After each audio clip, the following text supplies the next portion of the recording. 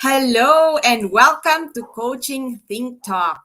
I am Coach Cherry Minas from Life Coach Philippines, and this is Coaching for Leapformation. This coaching conversation is for individuals who are looking for the meaning of their lives because they do not want where they are now. They attend a lot of seminars, but they won't implement or would start a project but would self-sabotage along the way to their own success.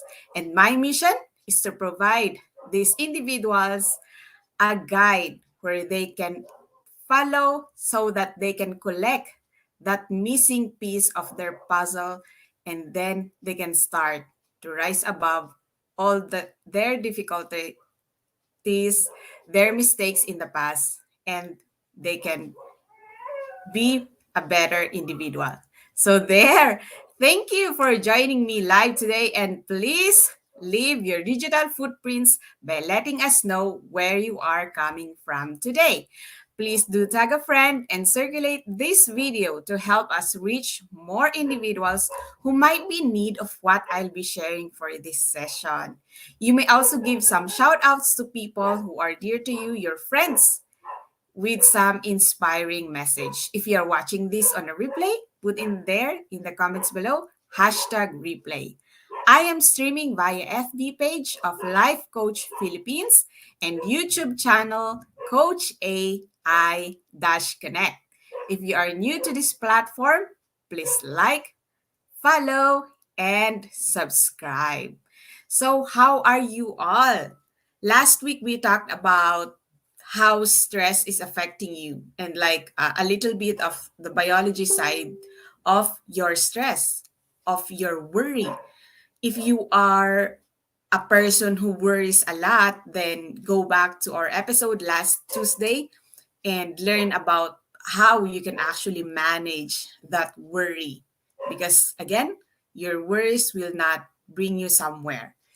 But sometimes it's just that it had been our way of life. Baka nung past natin is lagi tayo nag-worry, and now that we're of age, we want to change, we want to transform.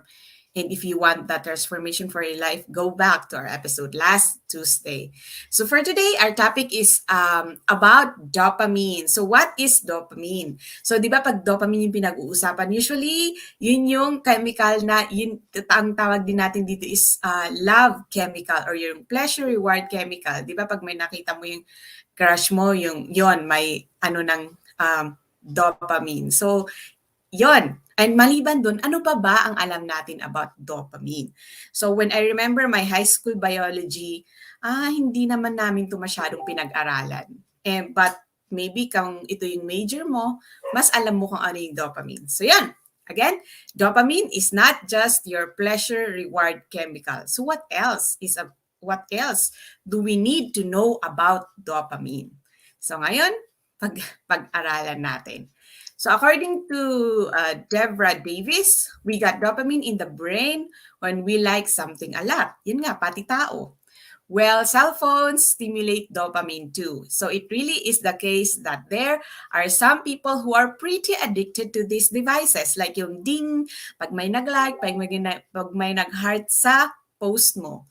Not just Facebook, but maybe Instagram. So there. Those things, kapag yun ay nagbibigay sa'yo ng pleasure or ng reward, pag nag-post ka tapos may nag-like, then dopamine is being released in your brain. Again, it's not just that. Okay, so before we continue talking about the chemical dopamine, the organic chemical dopamine, let me introduce a little bit about myself. So there, I am life coach Cherry Minas. I am a certified life coach by Actively Co-Create Life Coach program, a program by Master Coach A. So, I'm also a chemical engineer by profession, meaning yun yung tinapos ko nung college. I graduated from St. Louis University, Baguio City. Mga work ko, I work as a technical engineer for a local manufacturer and distributor of fuels and lubricants. So yun yung unang job ko, and then I shifted into sales. So I'm working as a technical sales executive for a local distributor of laboratory equipment for 8 years now. So ngayon ang mga client ko ay mga pharmaceutical industries. So they produce mga gamot, ganyan. I am also a Greenpeace volunteer since before the pandemic. So I went through some training in 2019 and before early 2020. I'm also an ambassador of Reboot PH. Ang Reboot naman is about sa mga renewable energies. So yan. So hello to all those people who are concerned with our environment, the sustainability of our environment, and also protecting our environment. So I believe na we all have to take part in taking care of our earth, of our mother earth. I'm also a travel bug, so I love to travel and meet new people. And of course, when traveling again, yung hindi tayo mag-iiwan ng mga basura. So related siya dun, di ba, sa pagiging environment, loving the environment, protecting the environment. I'm also the founder and creator of the Delta FX community. So this is the community. Sa mga nagtatanong, ano ba yung ibig sabihin ng Delta? Delta is symbolized by triangle. So nakita niyo yung triangle doon. And ang meaning niya pag sa mga chemical equation is heat. Heat is added into the system or heat is released from the system when you see the triangle above yung ating chemical equation. Pag naman sa mga equations like delta T, pag nakita ng delta small t, ibig sabihin may change of time. So yun, kaya ko siya kinuha dahil siya sa transformation. And di ba, chem-eng nga ako. So yun. So yan, in this community, kung gusto mo ng pagbabago sa buhay mo, at kanina yung na-introduce ko kung ikaw ay isang tao na laging pupunta sa mga seminars, marami kang alam pero kinukulang ka sa pag-implement. O kaya nag-implement ka pero along the way pag medyo may sumakit sa heart, sa ulo, hindi ka na tumutuloy.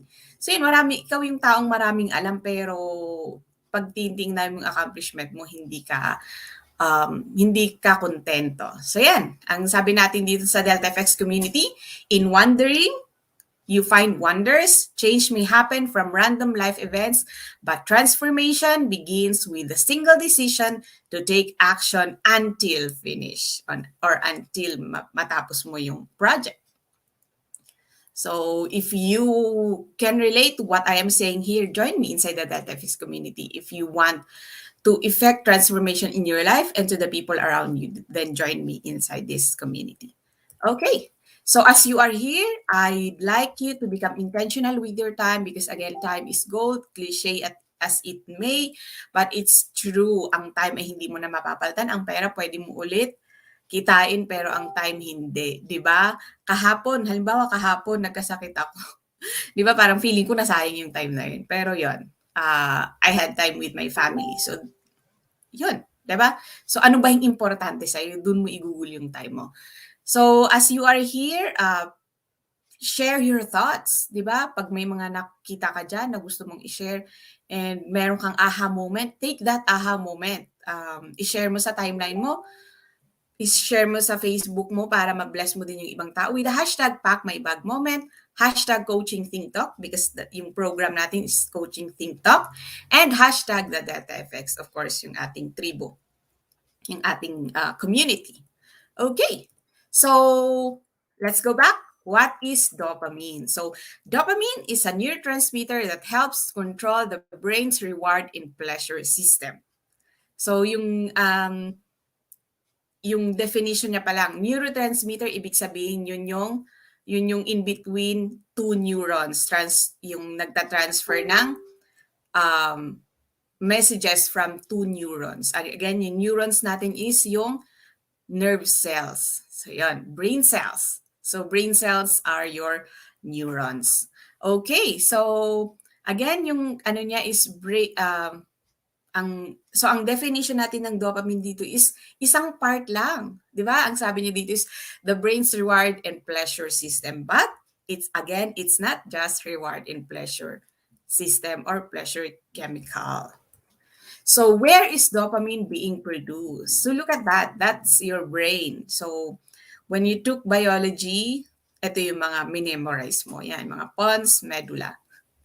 Okay, so sabi nga dito, ang dopamine is produced in the dopaminergic neurons in the ventral tegmental area. Okay, so a lot of words, di ba? Parang nakaka-overwhelm na word.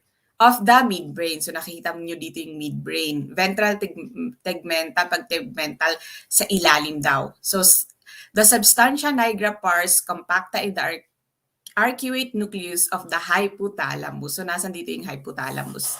So makita mo dyan kung saan napoproduce yung ating dopamine. And with this, I would like to mention as well yung dalawang pathways na kailangan mong tandaan dito sa pag-aaral ng dopamine. Yung isa or yung una yung tinatawag nating mesocortical limbic pathway. Ano naman ito?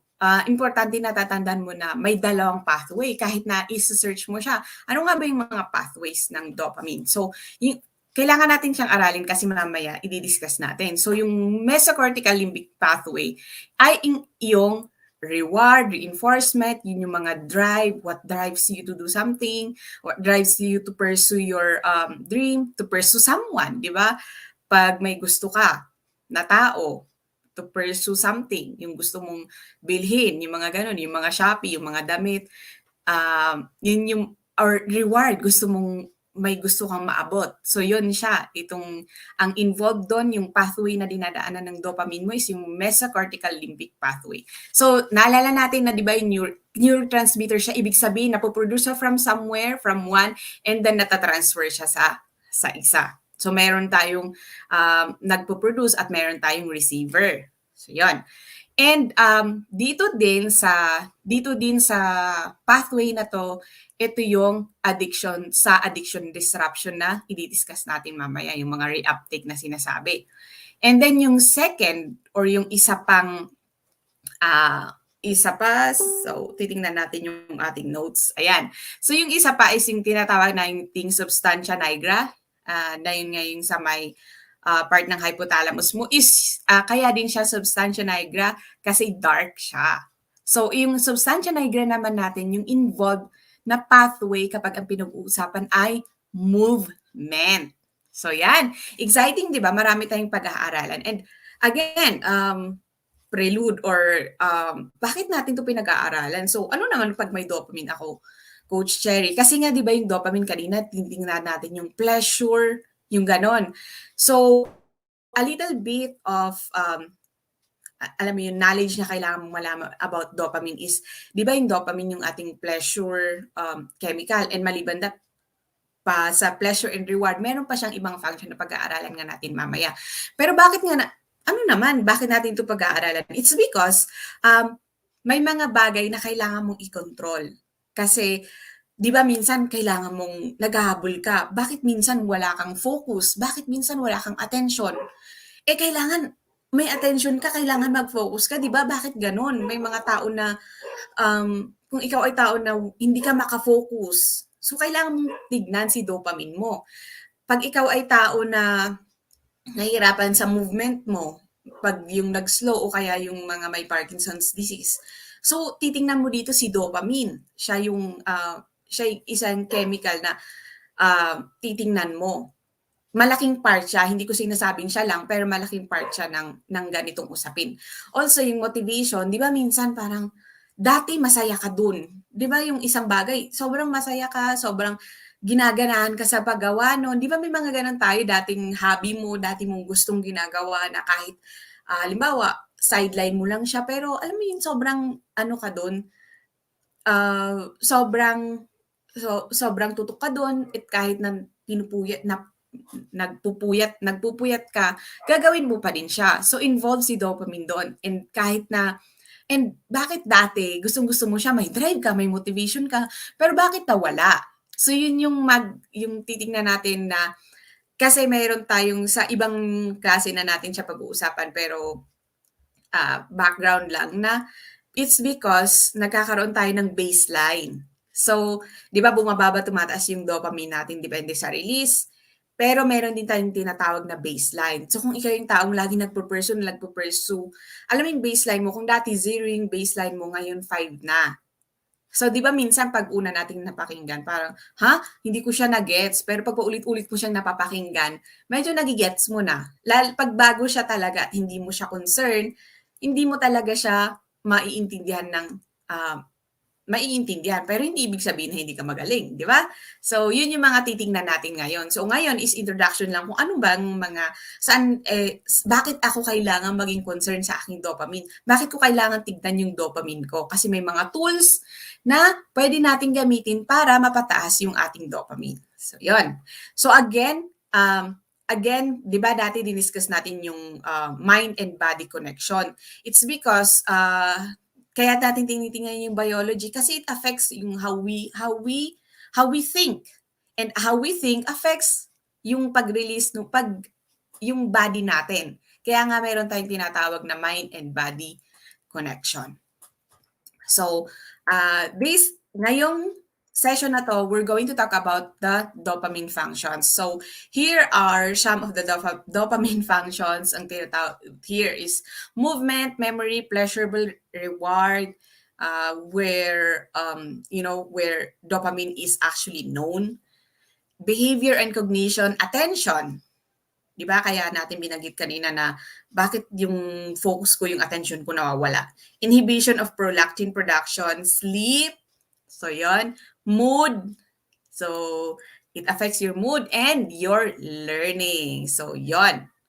Okay, so pwede kayo mag-take ng screen cap para makita mo siya. And kung interested ka talaga, pwede mo siyang i-search. So first, what is the function of dopamine in movement? So, pag nakita niyo yung picture, ano yung hula mo? Bakit gano'n yung picture ko? So, dopamine reduces the influence of the indirect pathway and increase the actions of the direct pathway within the basal ganglia. So, ayan, mga parts na naman yan ng brain. When there is a deficiency in dopamine in the brain, movements may become delayed and uncoordinated. So, again, so pwede itong effect kasi kaya 'di ba sinabi ko na holistic yung pagtingin natin. So pwedeng pwede kang lasing or pwede kang may tinik na gamot kaya nag-affect siya sa dopamine mo kaya nagkakaroon ka ng delayed and uncoordinated movements. Pero pwede rin kasi siyang may problema sa pag-release sa parts ng brain mo na nagre-release ng dopamine. Kaya ganon. So on the other hand naman, if there is an excess of dopamine actually in the brain causes the body to make unnecessary movements such as repetitive tics. So dito maaalala mo yung sakit na kaya yung picture ko dyan is yung Parkinson's kasi involved yung movement. 'Di ba yung Parkinson's yung ganun. So hindi uncontrollable yun. Okay, so again, yung dopamine affects your movement. So both ways. Next, ito yung sikat na known si dopamine. So, 'di ba kaya nga meron tayong dopamine is the love chemical, sabi nila. So, pleasurable and reward-seeking behavior. So, dito sa pleasure, idagdag natin yung reward. Pleasure and reward. So, dopamine is the chemical that mediates pleasure in the brain. Kasi 'di ba, pag wala nga namang pleasure, pag hindi ka natutuwa sa ginagawa mo, halimbawa pag nagtrabaho ka, hindi ka mamomotivate. So, yun, nakikita mo na ba yung connection? Na, 'di ba? So, kaya gaya kanina, babalik na naman tayo sa mind and body connection. Pag gusto mo yung ginagawa mo, so mas mataas yung yung release ng dopamine mo, inspired ka to do something. Pag hindi mo naman gusto yung ginagawa mo, again, yung thinking mo, it affects the release of your dopamine. So, di ba, kaya natin actually tinatch yung mind and body connection. So, dopamine is released during pleasurable situations and stimulates one to seek out the pleasurable activity or occupation. Kaya ka nga may drive o kaya doon lumalabas yung motivation. I'm motivated to do something. This means food, sex, and several drugs of abuse are also stimulants of dopamine release in the brain, particularly in areas such as the nucleus accumbens and prefrontal cortex. Again, mga parts ng brain mo yan. So, from there, pupunta na tayo sa addiction. Kasi, di ba yung pleasure, gusto mo yung pleasure na yun. Kaya yung iba nagkakaroon ng addiction kasi hinahanap-hanap nila yun. Yung feeling na yun, hinahanap mo yung feeling na yun. Again, if we're talking about addiction, malawak na usapin ulit siya, hindi lang ito, pero part lang siya. So, di ba, pag may alam ka sa ganito, pag ipag-mix mo siya, it all comes together. Kaya ito, hindi lang ito yung reason.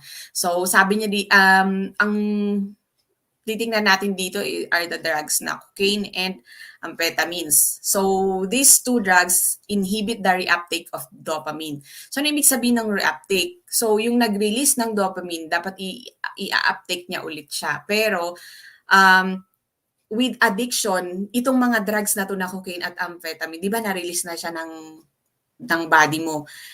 I-inhibit niya para hindi ma-reuptake yung dopamine. So, yung dopamine, nandun siya. Nandun pa rin siya sa system mo. So, nararamdaman mo yung pleasure. Kaya magtitik ka ng mga ganitong drugs para medyo ma-prolong siya. Pero, alam mo naman na yung drugs na to, ma-wear out din. So, kaya maghahanap yung tao. Kasi gusto niya nga yung dopamine. So first, yung cocaine is a dopamine transporter blocker that competitively inhibits dopamine uptake to increase the presence of dopamine. So again, nandun siya.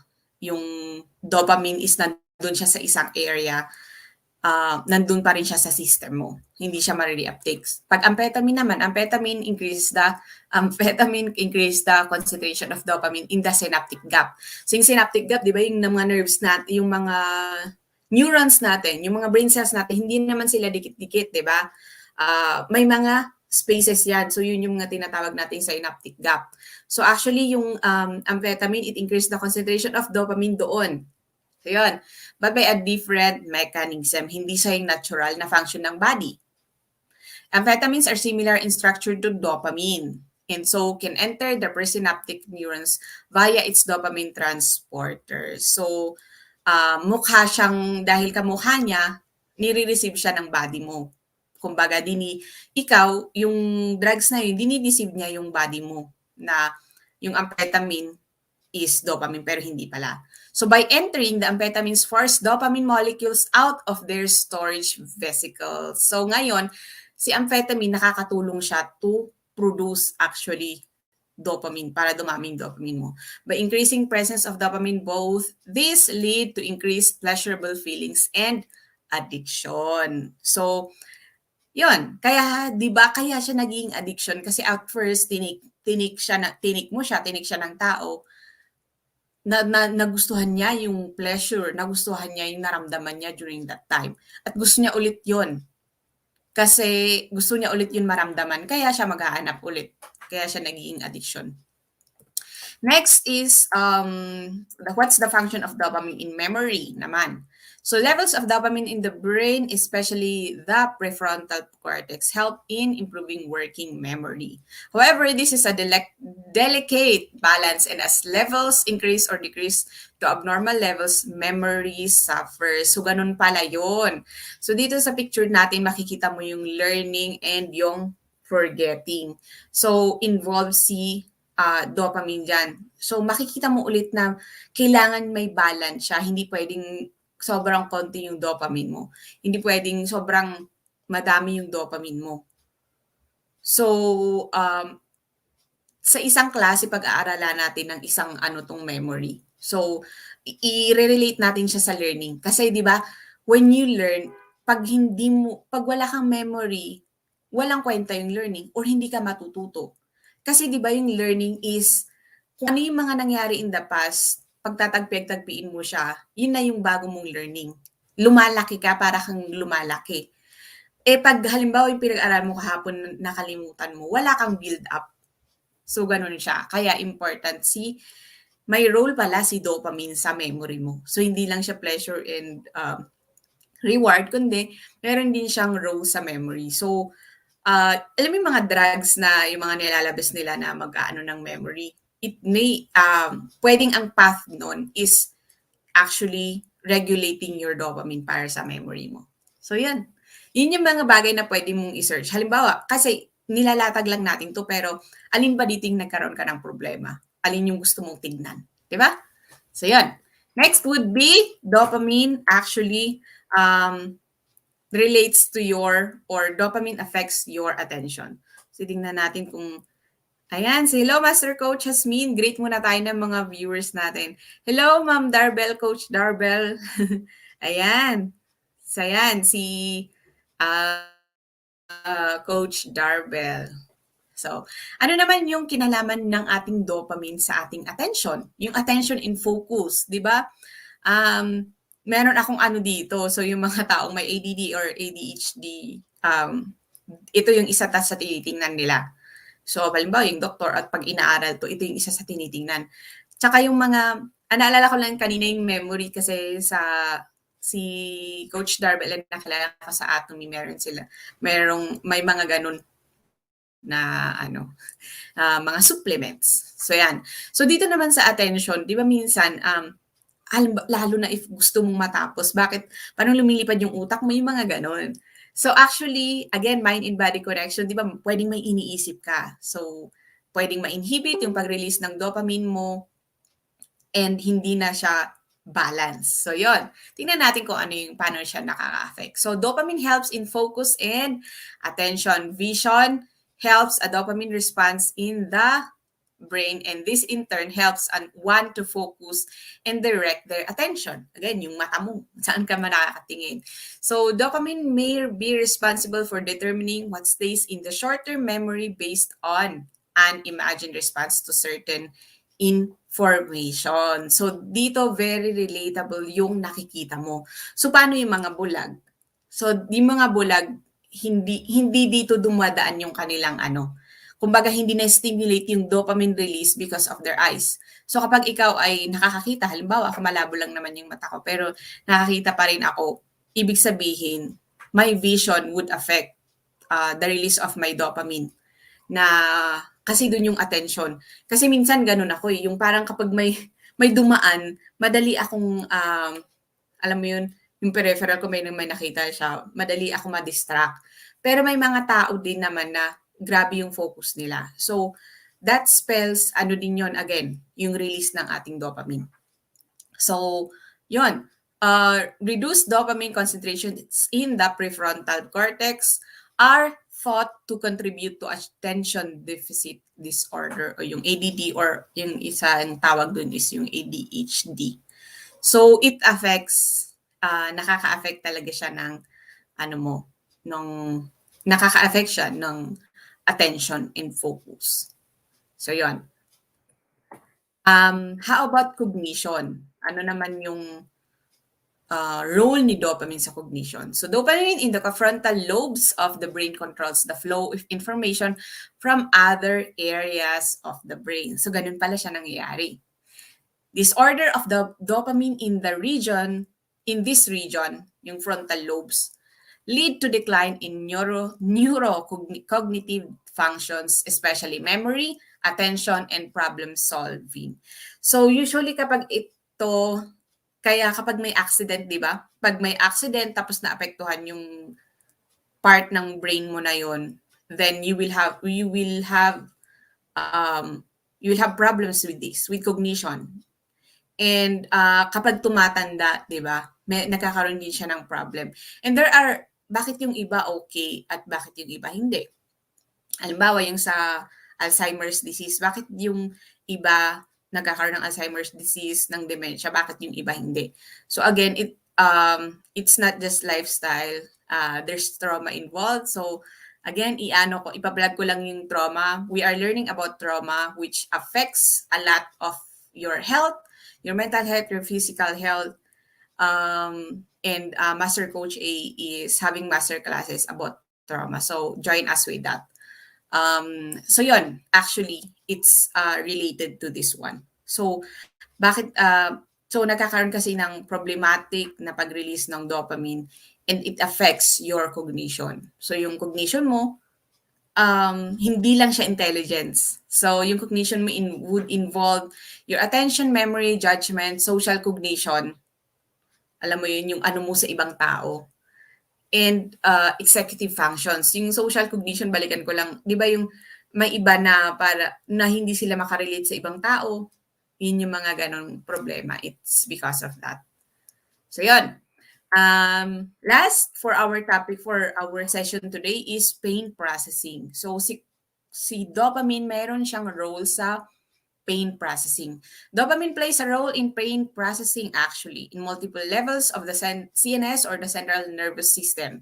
This includes spinal cord, yan, yung PAG natin, yung thalamus, basal ganglia, insular cortex, and the cingulate cortex. Low levels of dopamine are associated with painful symptoms that frequently occur in Parkinson's disease. Na kung saan si Parkinson's disease, dun mo nga rin nakikita talaga na may problem siya sa uh, regulation ng kanyang dopamine. So yun yung mga affected ni dopamine. So dopamine is not just your love chemical, it's not just your pleasure reward chemical, but also affects your memory, your attention focus, your pain processing, your cognition. What else? Your movement. So yun.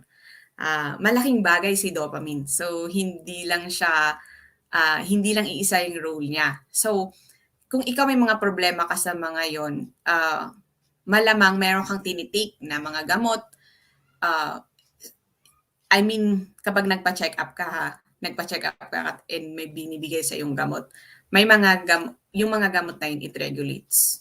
So, again, hindi mo lang to iisang titignan, kundi marami kasi siya. Maraming factors kung saan mo siya titignan. So, ganun yung learning. So, isa-isahin mo siya and then you're going to combine what you've learned. And doon magkakaroon ng connection sa brain mo and mas maiintindihan mo siya. So, ayun, alin dito yung nakarelate kayo? And from learning this, what would you like to do?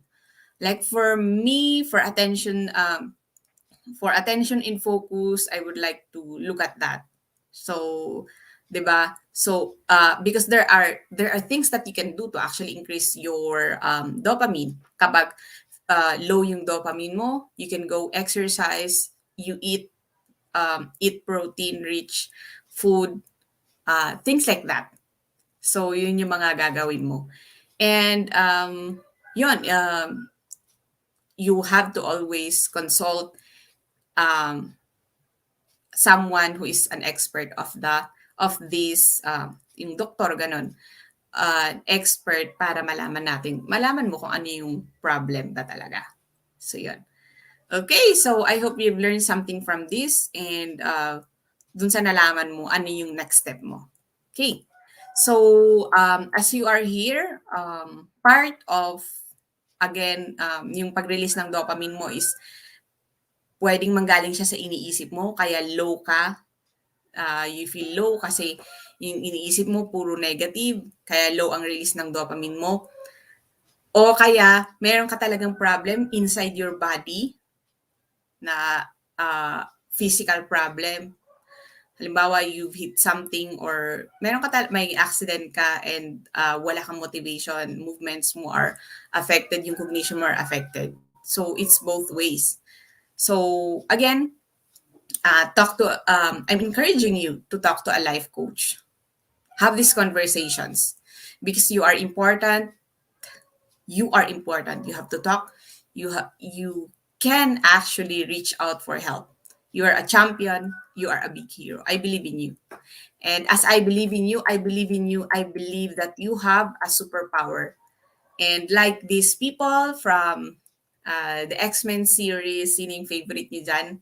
So like them, we all have our superpowers. I believe na meron akong unique ability, unique talent that is given to each one of us. And if we come together, we will build a better world. So with this that we are experiencing now, so thank God dito sa amin bumababa na yung cases ng COVID-19. So, and what else can we do? But also with that, nabalitaan ko din dun sa dati kong school, di ba, nabanggit ko yung school ko kanina na there are actually kids, there are actually students who are experiencing mental health problems maliban sa financial problems na fini-face nila because of this arrangement. So, yeah, how about you? How are you taking care of your mental health? How are you taking care of your kabuuang health, your health holistically? So, yan. Ano yung mga kinakain mo? Are you intentional with what you eat, with what you watch, with what you learn? So, if you're still here, then thank you. And thank you so much for being here. Next time, magkakaroon ulit tayo ng discussion about dopamine. And we'll have more. So, yeah, I'm inviting you to join me again on Tuesday. So, yung mga conversations natin ito. And kapag meron kang mga tanong from here, you can message me through my Facebook account, Cherry Minas, my Facebook page, Life Coach Cherry, and join me in my Facebook group, the Delta FX Community, if you want transformation in your life. So there's my number, 0949-732-5568. So again, yun, maraming salamat sa pag-attend mo dito. So as I end this conversation, let me invite you to be part of what we are doing as an organization of professional life coaches. So first is this one. Tingnan mo muna yung card, yung e-card natin dito kung tinitingnan mo siya, then nasa left mo siya. So if you are not yet a smart holder of B-Learning e-card and you are still missing all the perks that we enjoy, today is the best time to take action. Connect with Coach Rizal through 0917-586-1661 to join the B-Learning Society, the tent maker of B-Learning Homes for Mental Fitness. Enjoy 5% food and beverage discount from Decaf Coffee Republic and get full access to Mental Model Masterclass by Master Coach A happening every fourth Saturday of the month, plus a benefit from a 90-minute free coaching session with senior coaches from Life Coach Philippines. So next, save the date on November 27 at 7 p.m. for our next Mental Model Masterclass. So last Saturday, October 30th, this is what we had, kung yung nasa right nyo. So we actually learned about the thought leadership mental model and we learned about being a knowledge entrepreneur. So iba yung binabasa mo siya dito at iba yung pag-attend mo dun sa masterclass. Because when I attended the masterclass, mind blown ako. I was inspired to do more, to do something for the society. Because yun, hindi ko actually in-expect. Sobra-sobra yung sa expectation ko yung nung umattend ako ng masterclass ni Master Coach A. So yun, are you a knowledge entrepreneur? So yun yung marami kaming natutunan, and check out our page, Life Coach Philippines, sa Coach A page para makita mo pa yung may mga nag-share doon ng kanilang mga natutunan dito sa Mental Model Masterclass na to. So yun, for more information, sa next class natin on November 27, connect with Coach Rizal through 0917-586-1661. Para naman sa mga tao, sa individuals who intend to embark on a journey of becoming a certified life coach, Master Coach A is now offering actively co-create life coach certification program. So this is a CPD accredited course with 40 credit units. CPD is all about learning new things or refreshing your knowledge by doing new things. And this is what makes CACC Life Coach Certification Program the perfect track for your continuing professional development. Life coaching is a 21st century learning experience, and that is empowering professionals to enhance their skills in multiple domains and thereby increasing their relevance in an increasingly complex workplace. So para if you ask my opinion, lahat tayo ay kailangan natin maging life coach.